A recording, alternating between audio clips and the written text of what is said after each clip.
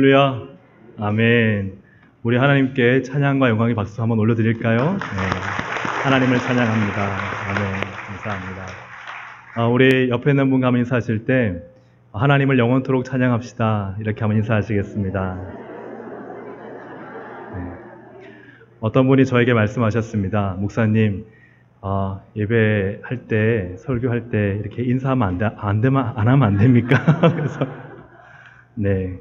늘 하던 게 버릇이 돼서 안 하면 제가 어색한 것 같습니다. 이해해 주시고 한 번 더 인사하시겠습니다. 인사하니 참 좋습니다.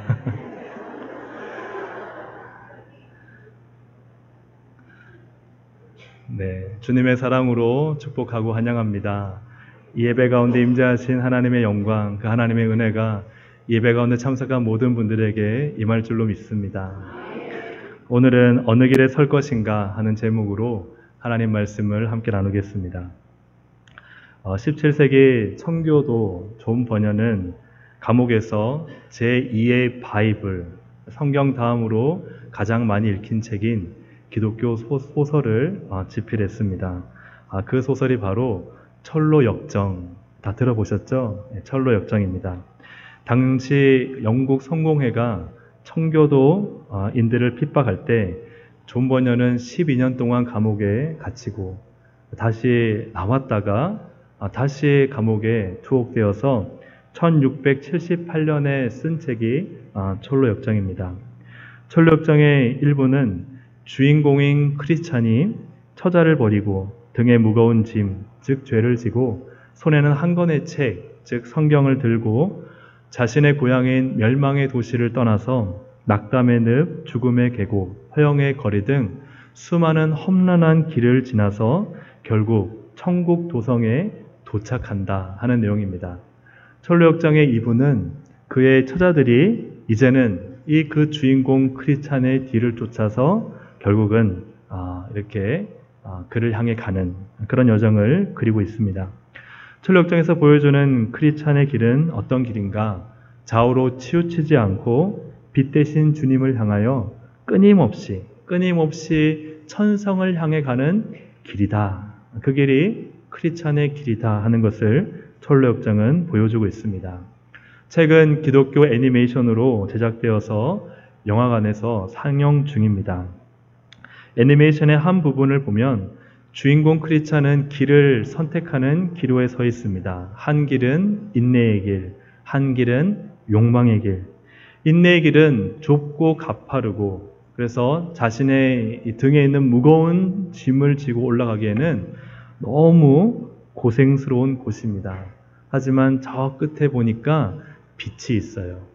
하지만 욕망의 길은 넓고 푸르른 들판입니다. 여기는 평지여서 힘을 들일 필요도 없고 고생하거나 고민할 필요도 없어요.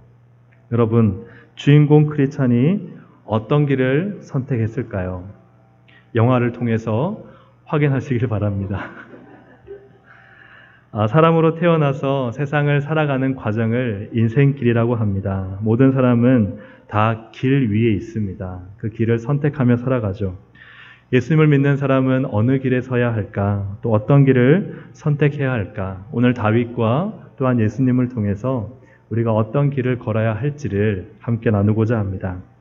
먼저 성도가 서야 할 길은 수고하고 힘든 길입니다. 한번 따라 하실까요? 수고하고 힘든 길입니다. 본문에서 다윗은 언약궤를 메어오려 합니다. 사무엘하 6장 2절을 보니까 다윗이 일어나 자기와 함께 있는 모든 사람과 더불어 바알레 유다로 가서 거기서 하나님의 궤를 메어오려 하니 그 궤는 그룹들 사이에 자정하신 만군의 여호와의 이름으로 불리는 것이라. 아멘. 하나님의 궤를 메어오려고 했던 것이 처음 시도였습니다. 그런데 그렇게 궤를 메어오려고 했는데 그러고 보니까 이렇게 새 수레가 준비되어 있는 것을 본 거예요. 그래서 사무엘하 6장 3절 우리 함께 읽어보겠습니다. 그들이 하나님의 궤를 새 수레에 싣고 산에 있는 아비나답의 집에서 나오는데 아비나답의 아들 우사와 아효가 그 새 수레를 모니라. 아멘. 처음에는 어깨에 메고 하나님의 궤를 운반하려고 했는데 새 수레가 준비되어 있어서 거기에 언약궤를 덜컥 싣고 이동을 하게 된 것입니다. 그러나 성경에 보면은 하나님의 언약궤를 운반할 때는 반드시 어깨에 메어야 합니다. 민수기 4장 15절 말씀을 보면 진영을 떠날 때에 아론과 그의 아들들이 성소와 성소의 모든 기구 덮는 일을 마치거든 고핫 자손들이 와서 맬 것이니라. 그러나 성물은 만지지 말라. 그들이 죽으리라. 회막 물건 중에서 이것들은 고핫 자손이 맬 것이며. 아멘. 반드시 하나님의 성물, 하나님의 궤는 어깨에 메어야 하고 절대 만져서는 안 된다. 만지면 죽게 된다라고 말씀하고 있습니다. 그러나 소들이 뛸 때 우사는 급한 마음에 하나님의 궤를 만지게 되고 그 즉시 죽습니다. 다윗은 이 일이 두렵고 낙심이 되어서 궤를 이 다윗성으로 가져오는 것을 멈추고 이 궤를 오벳 에돔의 집에 두고 그만 다윗성으로 돌아가게 됩니다. 우사가 죽지 아니할 단 하나의 길이 있었다면 그것이 무엇일까요? 그것은 궤를 어깨에 매는 것이죠. 만약에 어깨에 맸다면 소들이 뛰어서 그 궤가 떨어질 뻔한 일도 없었을 것이고 그로 인해서 우사가 언약궤를 만질 일도 없었을 것입니다. 우사도 죽지 않았겠죠. 새수레가 의미하는 바가 무엇인가? 우리는 이것을 곰곰이 생각해 볼 필요가 있습니다. 새수레. 왜 다윗은 언약궤를 메어 오려고 했다가 새수레에 덜컥 실어버린 것일까? 이 새수레는 세속적 편리함을 의미합니다. 세속적 편리함. 사람의 수고가 필요 없죠. 소가 끌어가니까 누가 어깨에 메고 애쓰고 수고할 필요도 없습니다. 그냥 앞에 산 사람이 소를 끌고 가고 뒤에서 그저 우사가 봐주면 되는 거예요. 세속적 편리하면 너무나 편리해 보이고 좋아 보입니다. 새 수레기에 또한 타당성이 있죠. 그래도 헌수레는 아니잖아. 처음 만든 수레이니 그래도 이 수레는 괜찮을 거야. 여기에 실어도 하나님이 이해하실 거야. 이런 간곡 합의가 붙을 것 같아요. 운반은 편하게, 언약궤는 우아하게. 네. 하나님의 궤를 어깨에 매는 것보다 지금 당장 편리하고 편한 것들을 보면 사실은 새수레에 싣는 것이 타당성이 있어 보이는 것이죠. 그러나 이것이 단지 당시에 다윗 시대에만 있었던 일일까요? 그렇지 않습니다. 오늘도 우리의 신앙은 편하게, 신앙생활은 편리하게. 처음에 다윗은 하나님의 궤를 메어 오려 했습니다. 하지만 도착해보니 딱 맞는 맞춤형 새수레가 준비되어 있는 거예요. 야, 잘 됐다. 굳이 우리 어깨에 맬 필요 없겠다. 여기에 끌고 가면 되지. 길도 잘 나 있으니까 다윗성까지 안전하게 새수레에 싣고 가자. 그리고 헌수레도 아닌데. 그러다 보니 수고함보다 편리함을 추구하게 되었고 이 편리함이 하나님의 말씀과 원칙을 어기는 매우 불행한 결과를 갖고 오게 된 것입니다. 마가복음 10장에 보면 야고보와 요한은 예수님께 나와 이런 요청을 합니다. 예수님, 저희가 다 버리고 주님을 쫓았지 않습니까? 은밀히 얘기했던 것 같아요. 이 12명이 있지만 저희 2명 좀 특별하지 않습니까? 그러니까 저희 2명이 예수님께서 이 모든 만국의 권세를 얻으실 때에 하나는 우편에 하나는 좌편에 앉게 해주십시오. 그런 요청을 한 것입니다. 야고보와 요한은 쉽고 편리하게 권세를 얻으려고 합니다. 그러나 예수님께서는 어떤 말씀을 하세요? 내 길은 그렇게 편리하고 쉬운 길이 아니란다 말씀하시죠. 마가복음 10장 45절을 보시면 인자가 온 것은 섬김을 받으려 함이 아니라 도리어 섬기려 하고 자기 목숨을 많은 사람의 무엇으로 준다고요? 대속물로 주려 함이라. 희생한다는 것이죠. 예수님의 방법은 섬김과 수고였습니다. 십자가였습니다. 그 길은 수고하고 험난하고 자기를 희생해야 하는 길이었어요. 예수님의 방법은 새 수레가 아니라 언약궤를 매는 것입니다. 그게 예수님의 방법이었어요. 쉽고 편리한 길을 가려는 것이 아니라 수고하고 힘들고 자신을 죽여야 하는 길로 가는 것이 예수님의 길이었다는 것이죠. 그리고 예수님께서는 너희들이 나를 따라오려면, 너희가 구원받은 백성으로 살려면 너희가 나의 제자로 살려면 이렇게 살아라 하고 누가복음 9장 23절에서 말씀하십니다. 함께 읽어볼까요? 또 무리에게 이르시되 아무든지 나를 따라오려거든 자기를 부인하고 날마다 제 십자가를 지고 나를 따를 것입니다. 야, 내가 십자가 다 졌으니까 너희는 이제 푸른 초장에서 마음껏 쉬어도 돼. 편리하고 편한 세상을 마음껏 누려라고 주님 말씀하지 않고 나 내 십자가 졌다. 너희 나를 따라오기 원하니? 그러면 너희도 너희의 십자가를 지고 나를 따라오라 라고 주님은 말씀하십니다. 신앙을 편하게, 사역을 편리하게 하는 것은 주님의 길이 아닙니다. 이것은 신앙에서 뒷걸음질 치는 것입니다. 섬김과 십자가의 길을 벗어나서 다른 길로 가는 것입니다. 기도의 길, 말씀의 길, 사명의 길은 결코 편하지 않습니다. 편리하지 않아요. 내가 좀 편하고 편리하고자 하면 주님의 길을 따르기가 얼마나 어렵습니까? 편리주의는 곧 세상으로 향하는 발걸음입니다. 신앙의 편함, 사역의 편리함, 그저 주일 한번 지키면 되지. 기도 없이도 잘 되는데 굳이 내가 말씀 읽지 않아도 나는 인생의 경험이 많으니 앞으로 살아가는 길이 문제가 없을 거야. 주님의 길을 따르기보다, 주님의 말씀을 따르기 위해 수고하는 것보다 그저 세상이 주는 편리함의 지혜, 편함의 지혜에서 살아간다면 거기에는 다윗 시대의 새 수레와 같은 불행한 결과가 예측되고 있다는 것이죠. 사랑하는 여러분, 그러므로 우리는 자발적인 불편함을 취해야 합니다. 자발적인 불편함. 좀 몸을 불편하게 만드세요. 몸을 불편하게.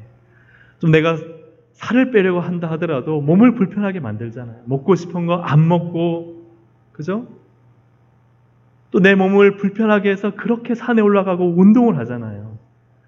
정말 우리가 하나님의 길, 십자가의 길, 수고하고 험난한 길을 가려고 마음을 결정했다면 여러분 기도할 수 있지 않겠습니까? 여러분 예배 자리에 더 나올 수 있지 않으세요? 여러분 말씀을 펴서 아침 일찍 일어나 묵상할 수 있지 않겠습니까? 여러분 몸을 불편하게 만드시기를 주님의 이름으로 축복합니다. 여러분 아무도 아멘 안 하셔서 몇몇 분은 하셨지만 몸을 불편하게 만드시기를 주님의 이름으로 축복합니다. 아멘 하신 분은 이번 주 예배 볼 줄로 믿습니다.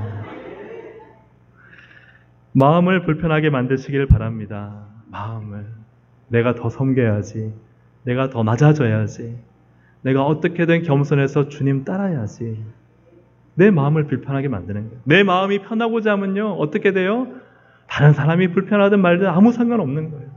내 마음이 불편해서 예수님의 뒤를 따라가기 때문에 우리가 새로 오신 분들을 섬기고 옆에 있는 분들을 사랑하고 가난하고 소외된 분들을 돌보는 거 아니겠습니까? 그리고 내가 자존심을 꽉꽉 죽여가면서 그래도 내가 참아야지. 주님의 영광을 위해서. 그러는 거 아니겠습니까?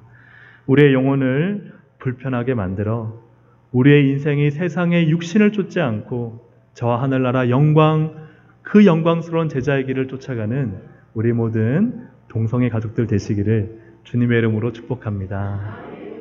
또한 우리가 서야 할 길은 은혜를 쫓는 길입니다. 한번 따라 하실까요? 은혜를 쫓는 길입니다. 우사가 죽었습니다. 다윗은 두려워하고요. 언약궤를 가져오지 않습니다. 그러나 다윗을 재촉해요.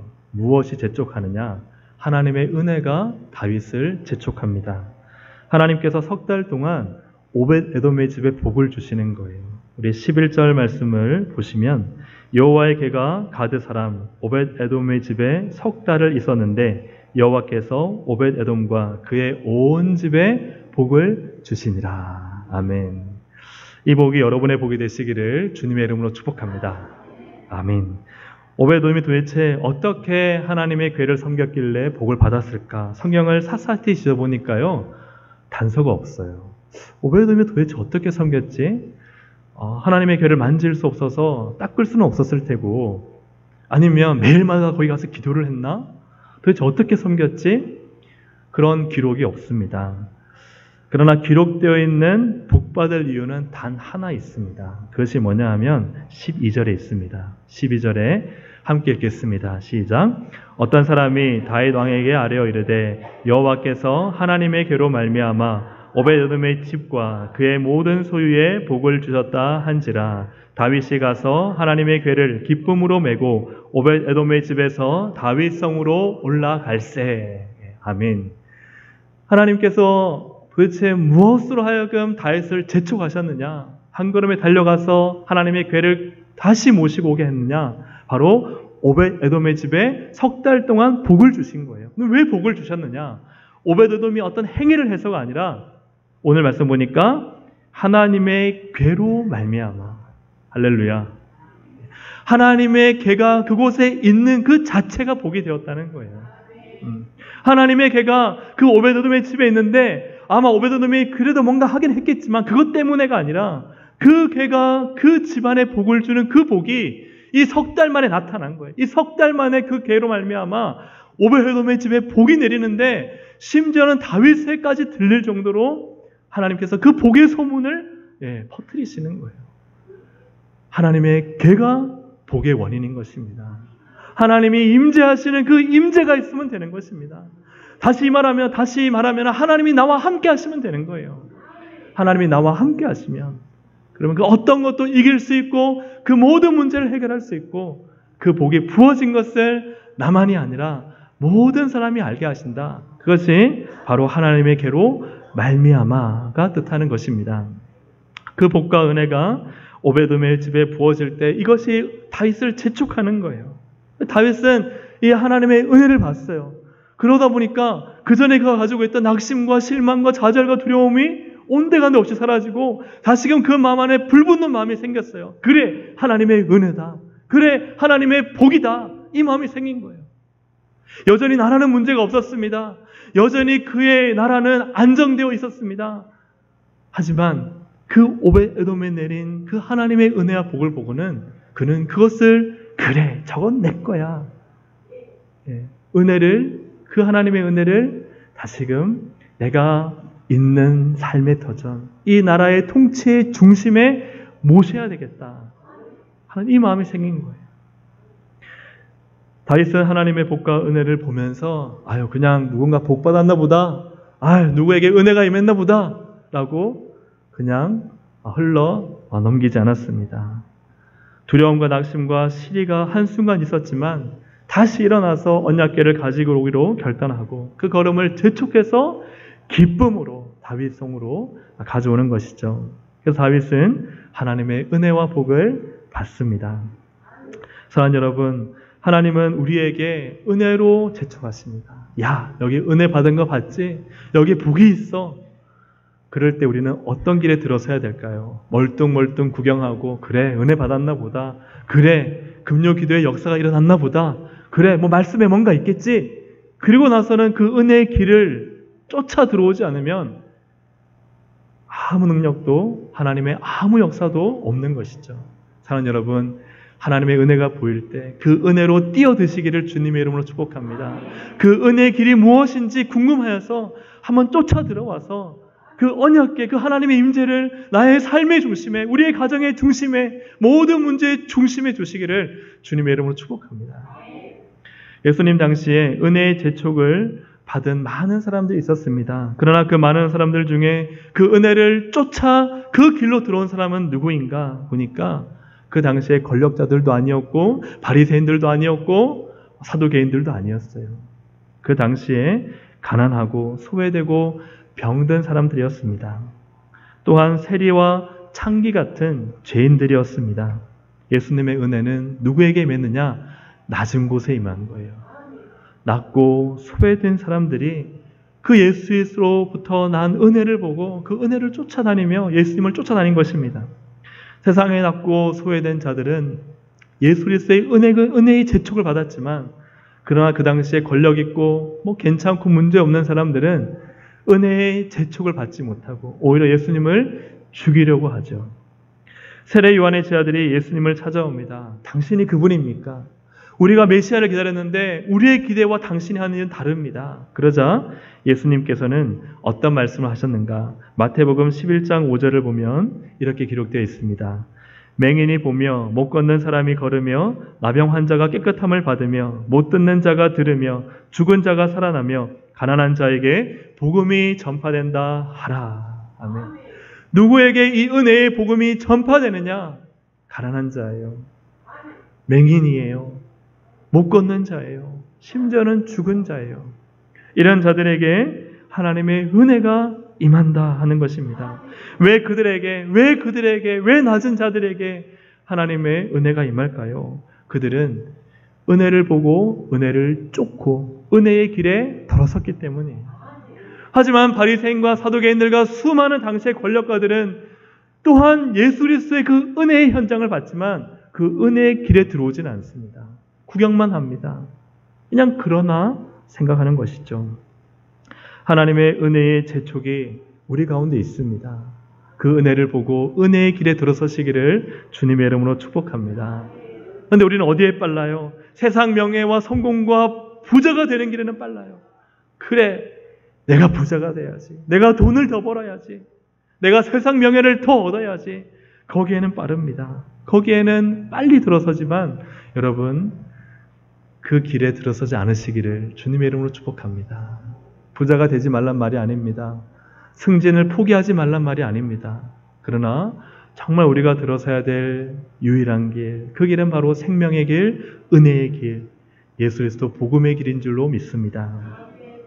세상의 쾌락과 유혹과 즐거움이 손짓하고 재촉할 때 여러분 그 길을 따르지 마십시오. 오직 하나님께서 주시는 은혜의 길, 생명의 길, 십자가 복음의 길, 그 길을 따르는 우리 모든 동성애 가족들 되시기를 주님의 이름으로 축복합니다. 마지막으로 성도가 서야 할 그 길은 어떤 길일까? 한번 따라 하실까요? 예배가 살아있는 길입니다.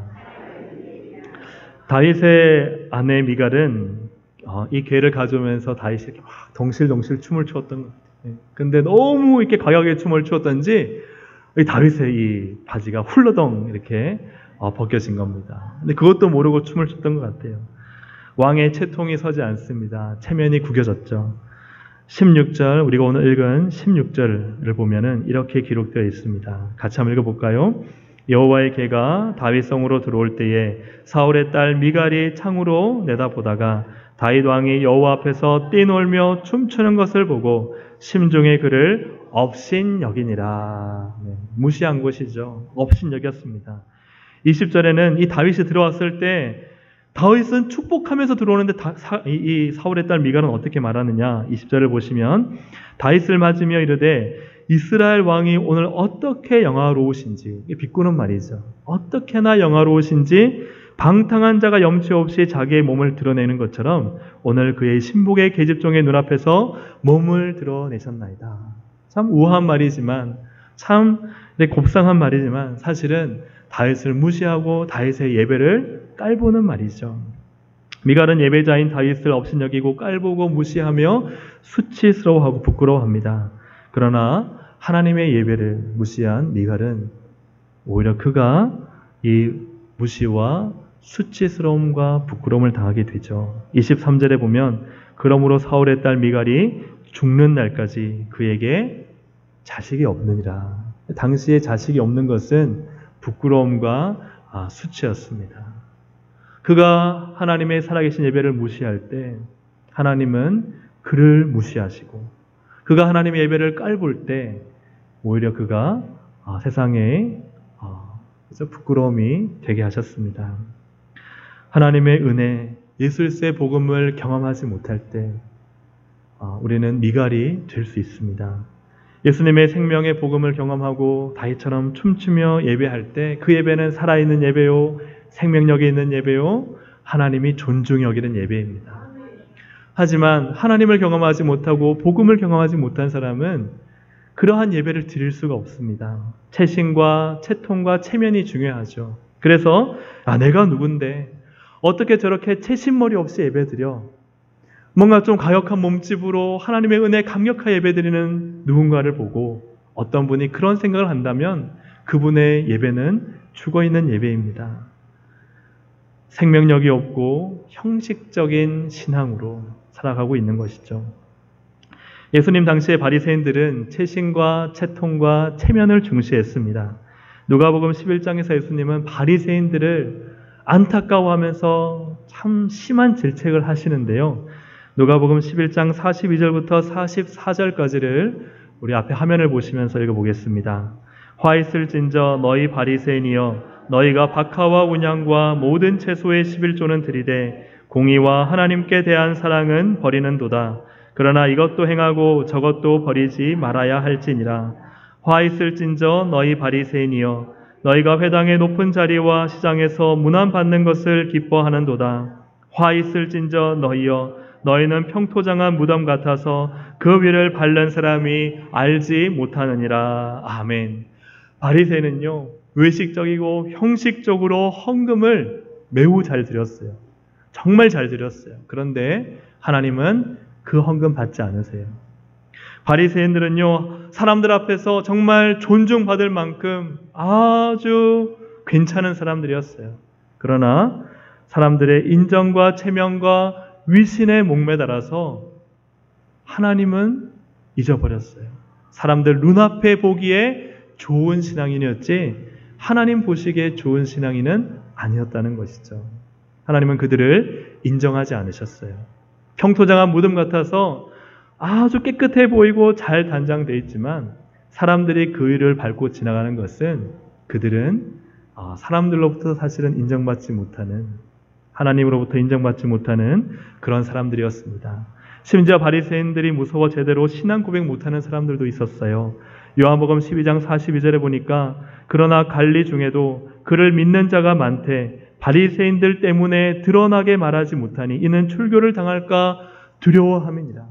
자기만 안 믿을 뿐만 아니라 다른 사람의 신앙까지도 방해하고 상처를 주는 이 사람들이 누구냐면 바리새인들이었다는 거예요. 바리새인들은 철저한 종교인의 모습으로 예수를 만나고 그 은혜의 현장을 보았지만 그러나 그 은혜의 길로 뛰어들어가지 않았기 때문에 은혜를 누리지 못하는 죽은 종교인이었습니다. 하지만 정말 낮고 천하고 소외되고 죄인이어서 주의 은혜를 보고 주의 은혜 없이는 살 수 없다는 이 고백이 있는 사람들은 그냥 순간 다른 판단하지 않고 주의 은혜의 길로 뛰어들어서 주님 저를 고쳐주십시오. 주님 저를 회복시켜 주십시오. 내가 예수를 믿나이다. 그 은혜가 내 인생에 부어지기를 원하나이다. 이런 사람들은 주의 은혜를 경험하고 그의 눈이 떠지고 그가 앉은 병에서 일어나고 그의 삶이 회복이 일어나며 죽은 자가 살아나는 놀라운 역사가 일어난 것입니다. 사랑하는 여러분, 누구의 길에 서겠습니까? 누구의 길에 서겠습니까? 우리 모든 사랑하는 동생 가족들이 살아있는 예배자의 길에 서시기를 주님의 이름으로 축복합니다. 예배를 사모하십시오. 그냥 한 시간 드려주고 가는 예배가 아니라 이 예배를 위해서 한 주간 동안 기도하고 예배를 드리면 이 예배가 어떻게 될까요?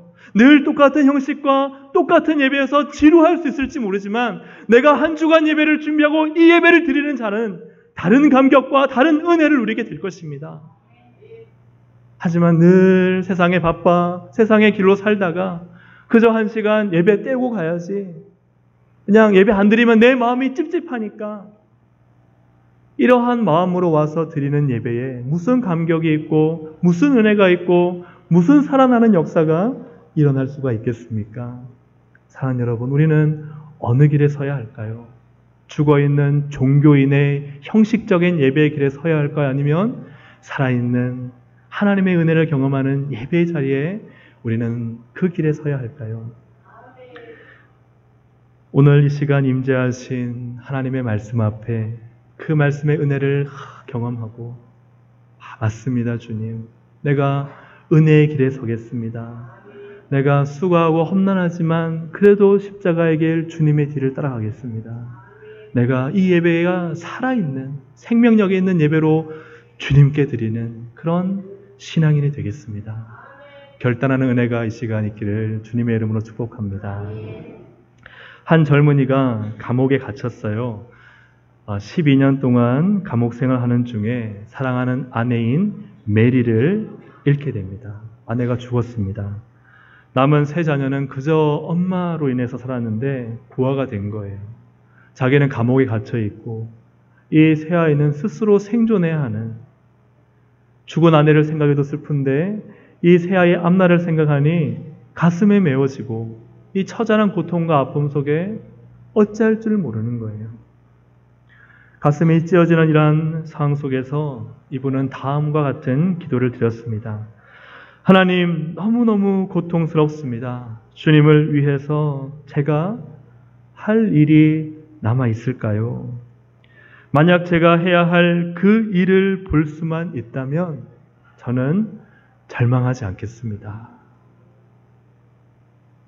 이때 주님은 그의 마음속에 이런 감동을 주셨답니다. 너는 글을 써라. 나는 너에게 글을 쓰는 달란트를 주었단다. 그리고 주님 앞에 엎드려서 기도하는 중에 그에게 환상이 보였습니다.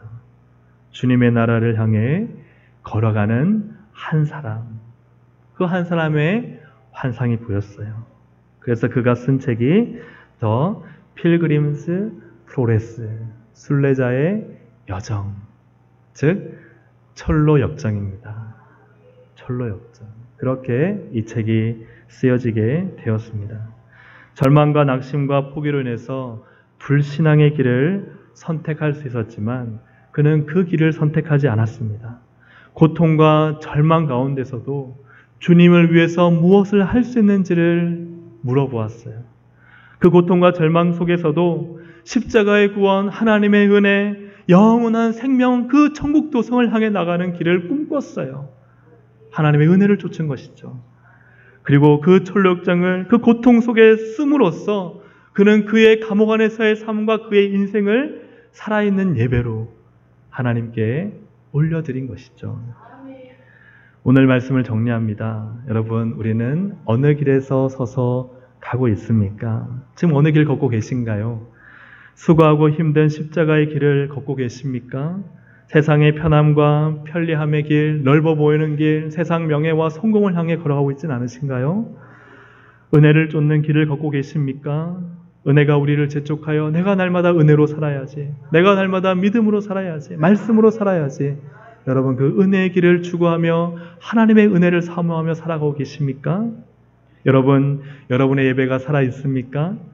죽은 종교인의 체면과 위선 가운데 드리는 예배가 아니라 예수님 안에서 다윗처럼 춤추며 생명력 있는 예배, 오늘 그 예배를 드리는, 또 그 길에 있는 우리 모든 공성 가족들 되시기를 주님의 이름으로 축복합니다. 그래서 마지막 그 천국 도성에서 주님이 팔 벌리고 나를 맞이하실 때 할렐루야, 제가 걸어온 길이 맞습니다 라고 우리가 주님 만나는 은혜가 반드시 있을 줄로 믿습니다. 아멘. 기도하겠습니다. 하나님 은혜